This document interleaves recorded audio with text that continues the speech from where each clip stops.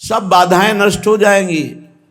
जिते विनायक शुभ शुभ विघ्न करे नहीं कोई, विघ्न करे नहीं कोई, डरे कलिकाल कष्ट भय, हरे सकल संताप हरसि हरि नाम जपत जय।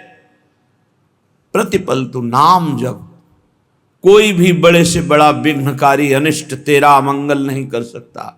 जिसकी जिह्वा पर नाम है तो जिते विनायक शुभ शुभ विघ्न करे नहीं कोई, क्योंकि बहुत बड़ा रक्षक नाम जिह्वा पे विराजमान है, बहुत बड़ा पहरेदार नाम है, अंगरक्षक है। नाम पाहरू दिवस निश, रात दिन जो नाम जप करते हैं उनको किसी अन्य के भरोसे, अन्य के आश्रय, अन्य की आशा पूर्ति की चाह छोड़ देनी चाहिए। तभी वो अनन्य निष्ठा वाला ये अनुभव कर पाएगा कि हर समय प्रभु हमारी रक्षा करते हैं। जो नाम जप करते हैं हर समय प्रभु रक्षा करते हैं।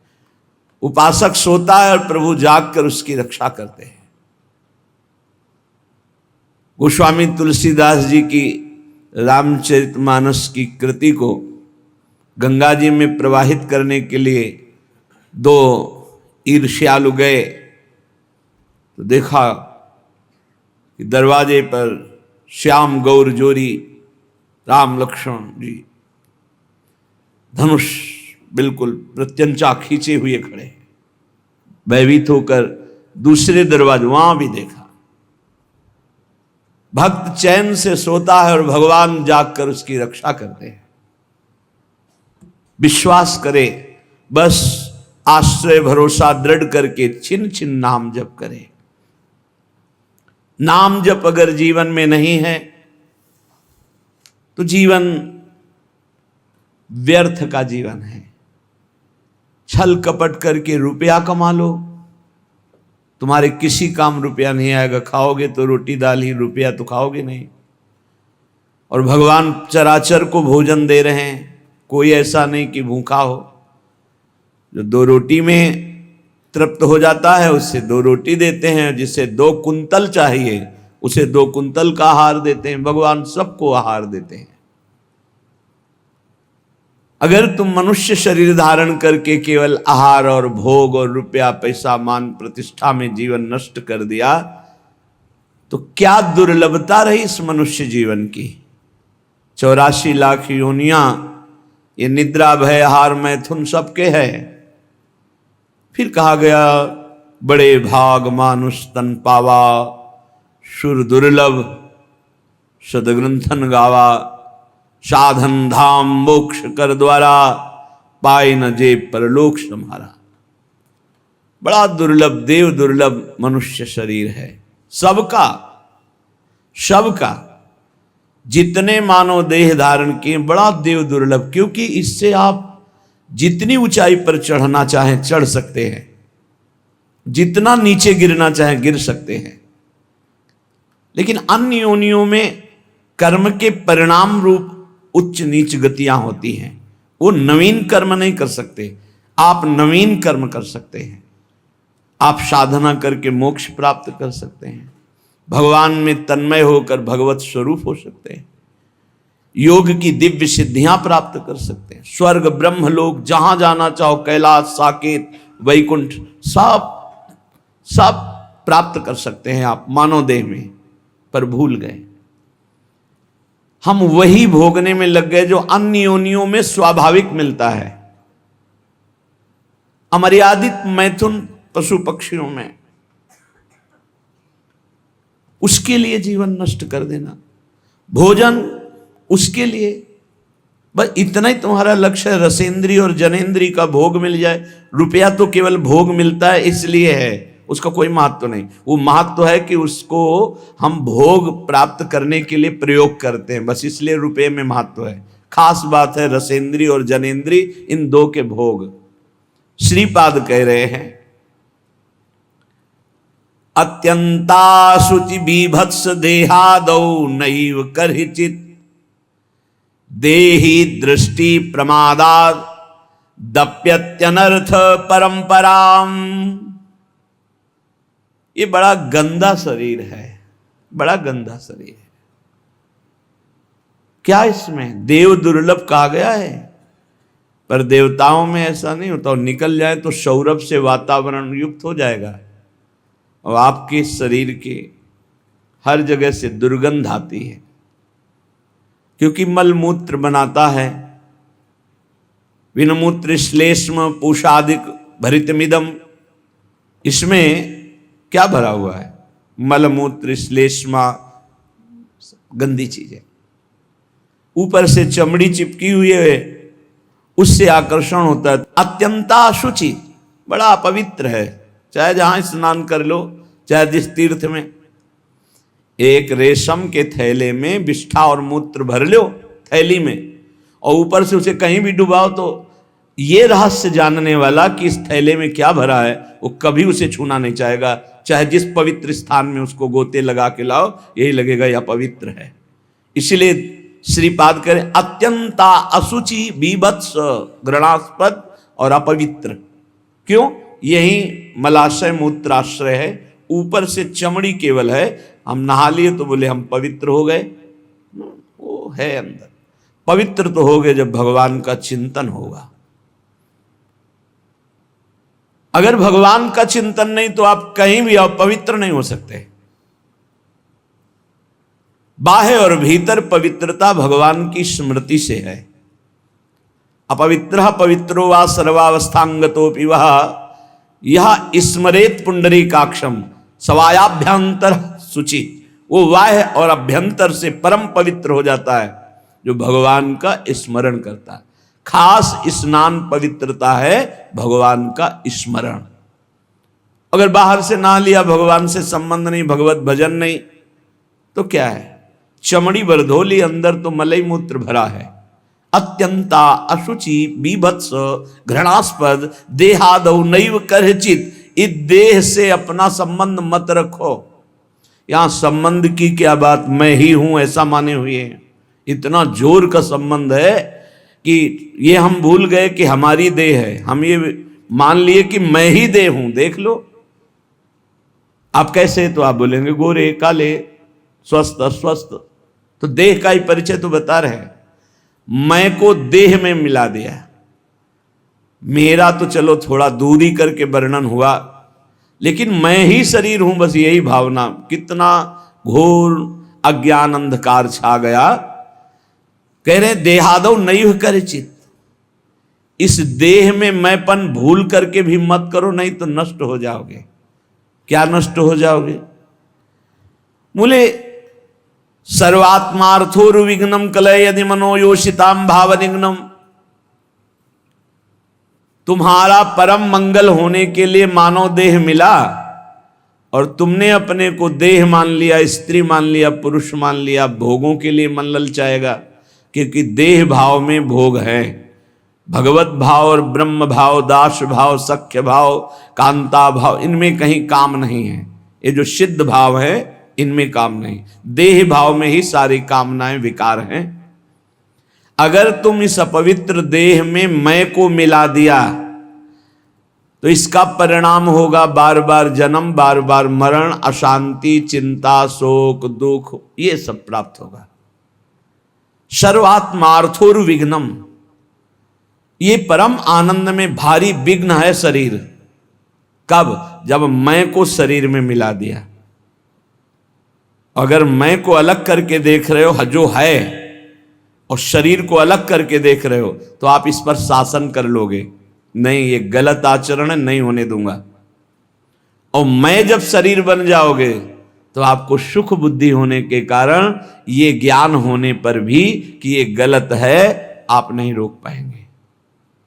सर्वात्मार्थोर्विघ्नम, केवल विघ्न ही विघ्न होगा, भारी दोष।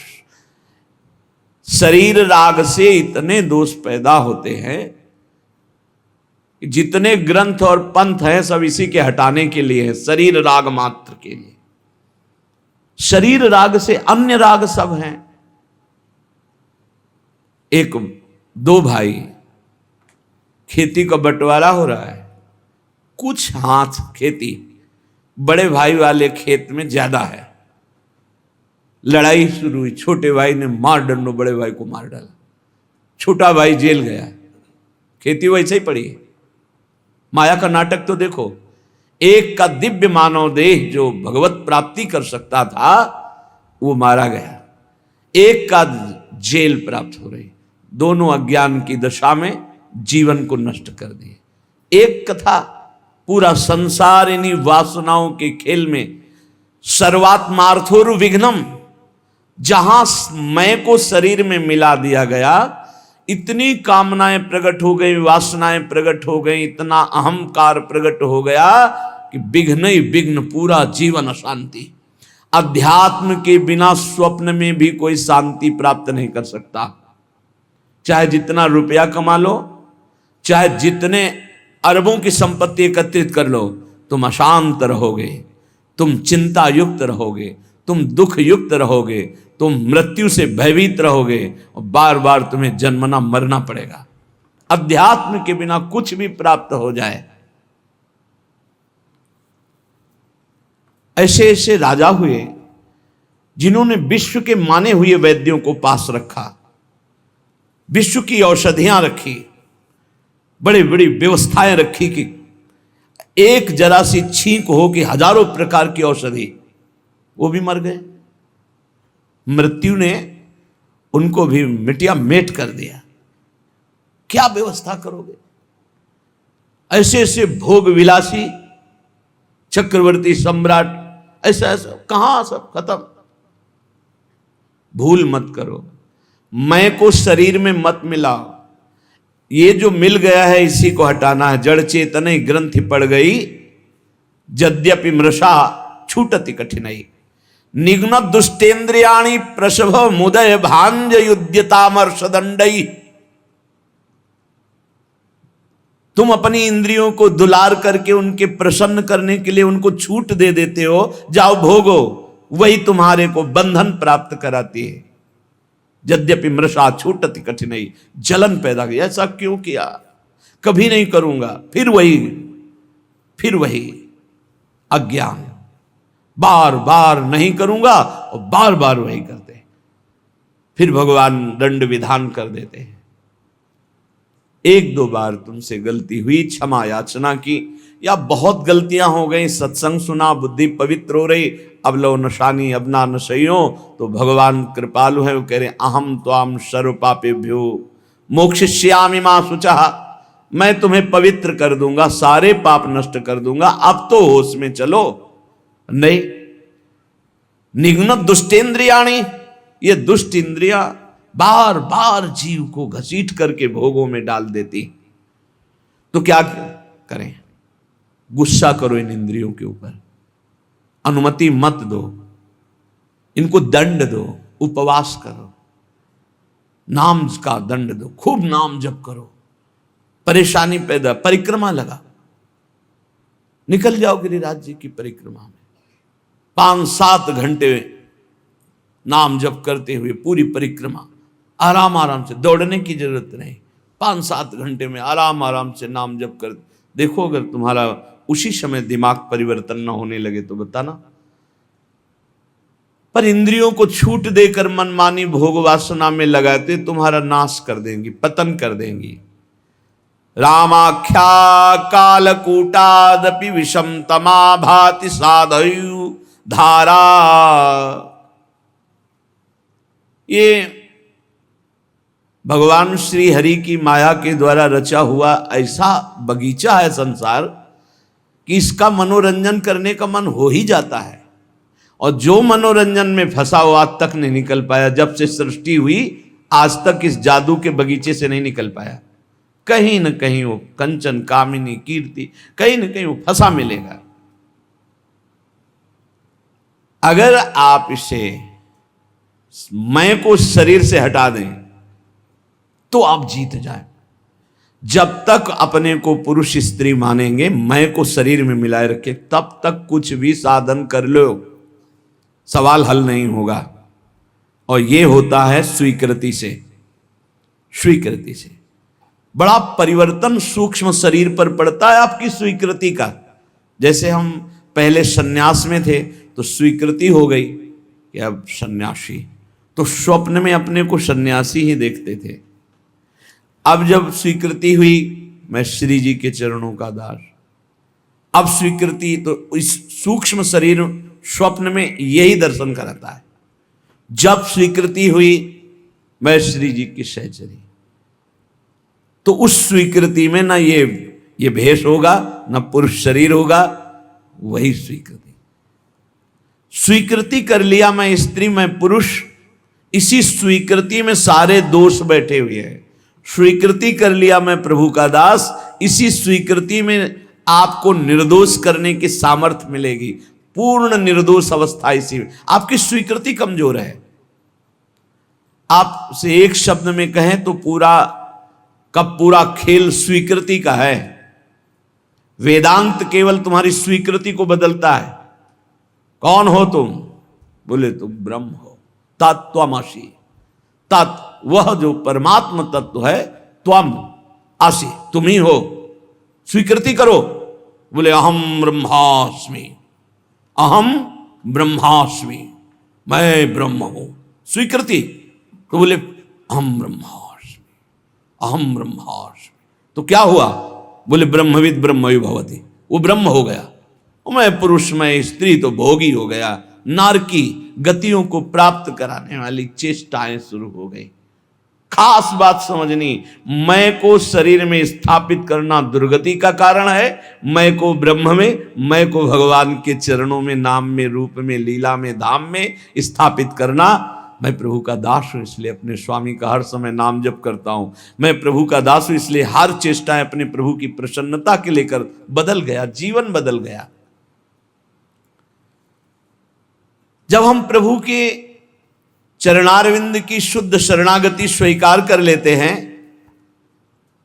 तो हर विधान बड़ा मंगलमय होने लगता है। एक बार गीता वाटिका गोरखपुर में अखंड नाम संकीर्तन चल रहा था। पूज्य भाई जी श्री हनुमान प्रसाद पोद्दार जी महाराज की कृपा से बहुत ही मांगलिक दिन कट रहे थे। भगवत चर्चा हो रही, अखंड नाम कीर्तन हो रहा, बड़े बड़े महापुरुष आ रहे हैं। तो बहुत से संत महात्मा भी वहीं विराजमान थे। पूरा मांगलिक, एक मिनट भी कहीं 24 घंटे में कोई प्रपंच वार्ता नहीं। गीता वाटिका में पूज्य बाबा, राधा बाबा और भाई जी महाराज। रात का समय 50 फूस की झोपड़ियां बनाई गई थी जिनमें बड़े बड़े संत महात्मा आकर रुके हुए थे। तो लालटेन टंगी थी। लालटेन से कब क्या कैसा हुआ, घटना कैसे घटी, झोपड़ी में लालटेन टंगी है, कैसे क्या हुआ कि वो लालटेन गिरी, तेल फैला, उसमें आग फैली, वो झोपड़ी में लगी, एक झोपड़ी से दूसरी झोपड़ी, और सब संत महात्मा साधक झोपड़ियों में शयन कर हाहाकार मच गया। जल्दी जल्दी जो निकल पाए नहीं, कूद करके लोग कंबलात से ढककर जो सो रहे थे उनको उठाकर बाहर लाए। बड़ा हाहाकार मच गया। प्रचंड अग्निदेव ने रूप धारण किया। सब झोपड़ी तंबू सब खाक हो गई, राख हो गई। बहुत सी सामग्री बहुत। अब जो संसारिक लोग हैं, भक्ति के आकर्षण से आए हुए हैं, उनका देखो कीर्तन और भक्ति का ये स्वरूप। भाई जी के कान तक आवाज पहुंची। भाई जी ने कहा अग्नि का आवाहन किया जाता है, आहुतियां दी जाती हैं। अग्नि साक्षात भगवान है। हमने तो आवाहन भी नहीं किया, मेरे भगवान इस रूप में आकर के आहुति भी नहीं दी, अपने आप आकर भोग स्वीकार कर लिया। भक्ति की दृष्टि क्या है? मेरे भगवान पधारे हैं। भाई जी ने कहा कि कल जो आग लगी, तुम लोगों को आग दिखाई दे रही, मेरे को मेरे भगवान दिखाई दे रहे हैं।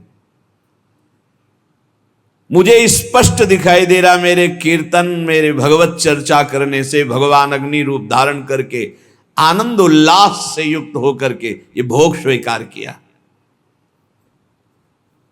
मुझे इस घटना में भगवान की कृपा दिखाई दे रही कि भगवान ने किसी का एक रोम भी नहीं झुलसाया। नहीं तो बहुतों के शरीर पूरे हो सकते थे, एक भी व्यक्ति नहीं मरा।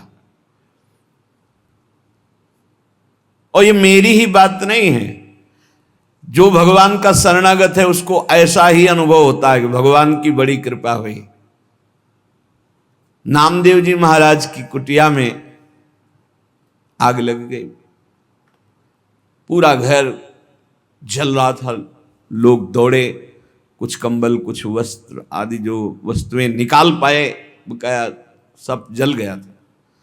नामदेव जी कीर्तन में मगन थे, कहीं एकांत में जब आए तो लोगों ने कहा बड़ी मुश्किल से ये वस्तुएं बचा पाए और तो सब जल। तो उन्होंने कहा अरे भगवान आए मेरे घर और हमें तो स्वागत करना चाहिए आपने, और वस्तुएं निकाल, वो सब वस्तुएं उठा के आए। वो जो आग शांत जैसी हो रही थी, फिर धुआं उठा, फिर आग लगी, फिर वो भी जल गई। गांव के लोगों ने कहा क्या इनका दिमाग, और नाच रहे मेरे भगवान अग्नि रूप में आए, सब भगवान की वस्तु भगवान ने स्वीकार कर ली, आह कितनी कृपा। सर्दी का समय था, आधी रात के बाद उसी राख में लेटे भगवान ने स्वयं गरुण जी के द्वारा मंगाए हुई दिव्य दिव्य लताएं औषधियों से ऐसा सुगंधित पूरा वातावरण सुगंधित। लोग सुबह आए, देखे नामदेव जी की सुंदर कुटिया बनी हुई और सौरभ से वो भगवान स्वयं, और भगवान ने अपना ऊपरी वस्त्र से नामदेव जी को उड़ा दिया था। उससे जान गए थे कि सब भगवान का किया हुआ है। दोनों में राजी हैं, आग रूप में आए, भस्म कर दिया, जय हो आप आकर के ऐसा निर्माण, जय हो आपकी, जोई जोई प्यारो करे सोई। लोगों ने कहा महाराज रातों रात इतना सुंदर तरण का महल बन गया एकदम, और इतनी सुगंधित, इतना आकर्षण, हम भी बनवाना चाहते हैं। बोले हाँ हमारा कारीगर बड़ा महंगा है। कितना रुपया लेगा? बोले जितना है सब जला दो, उसके बाद वो आएगा। अपने घर फूंक तमाशा देखे तब हमारा कारीगर आता है, एक भी नहीं बचना चाहिए आसक्ति और राग का विषय। भाई जी महाराज बोले जो उपासक सर्वतोभावेन भगवान को समर्पित है, चाहे वो भक्त हो या ज्ञानी हो, वो हर घटना में निश्चल और भगवत कृपा को देखता रहता है, वो वास्तविक भगवत कृपा होती है। याज्ञवल्क्य जी जनकपुरी जब आते तो वेदांत चर्चा बहुत सुंदर होती। तो जब याज्ञवल्क्य जी आते तो बड़े बड़े ऋषि मुनि साधक सिद्ध सब उपस्थित होते कि जरूर कोई न कोई गूढ़ चर्चा होगी। पर जब तक जनक जी नहीं आते थे तब तक वो चर्चा नहीं शुरू करते थे, पूरी सभा भरिए इंतजार करते। जब जनक जी आते तब चर्चा। तो कई ऐसे महापुरुष जिनको लगा कि ठीक है जनक जी विदेह राज हैं, पर ऐसा नहीं कि और किसी की ज्ञान में स्थिति नहीं। जब तक जनक जी नहीं आते तब तक तो कहा कि अन्य श्रोता भी तो हैं याज्ञवल्क्य जी से, पर आप जब जनक जी आते हैं तभी शुरू करते हैं आप चर्चा। क्या हम ऐसा समझ सकते हैं कि आपकी ममता जनक जी पर है? क्योंकि समता में तो जब सब बैठे हैं तो शुरू कर देना चाहिए। जब जनक जी आएंगे तभी तो हम क्या है समझ सकते हैं, क्योंकि ज्ञान से भरपूर बड़े बड़े ब्रह्म ऋषि बैठे रहते हैं। ऐसा नहीं कि जो जनक जी को ज्ञान और किसी को है ही नहीं। तो इसका मतलब लगता है याज्ञवल्क्य जी के अंदर कहीं ना कहीं ममता है, कहीं ना कहीं मोह है जनक जी के प्रति। परम योगी याज्ञवल्क्य जी थे, उन्होंने एक दिन सत्संग चल रहा था, पूरी जनकपुरी में आग लगा दी योग बल से। सूचना आई जनक जी, महाराज की जय हो, पूरी मिथिला नगरी आसपास से अग्नि से घिर चुकी है, जल्दी जल्दी भागो। जो जनकपुर वासी थे वो तो भागे, आसपास बिल्कुल नजदीक अग्नि आ चुकी थी, वो योग बल से लगी हुई थी। जो ऋषि मुनि थे अपने अपने आप, कोई व्याघ्र चर्म, कोई हिरण का चर्म बिछाए हुए, जो मृग चर्म, कोई कुशा, कोई कंबल, सब अपने अपने समेटे। याज्ञवल्क्य जी यथावत चर्चा कर रहे हैं।